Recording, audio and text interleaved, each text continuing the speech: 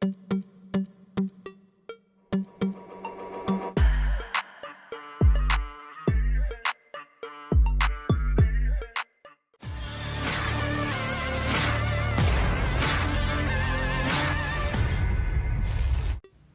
lagi posisi kelompok militer Ukraina yang berhasil diledakkan senjata andalan pasukan Vladimir Putin.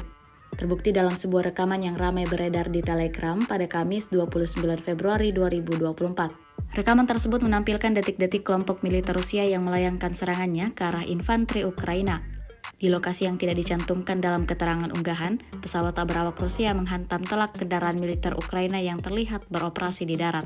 Hasilnya terjadi 15 ledakan besar di beberapa titik dan memicu kepulan asap yang tebal seperti yang terlihat dalam rekaman.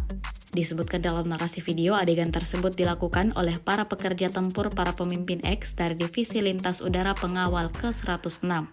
Serdadu Rusia tersebut mengklaim Lancet adalah senjata kemenangan yang sesungguhnya.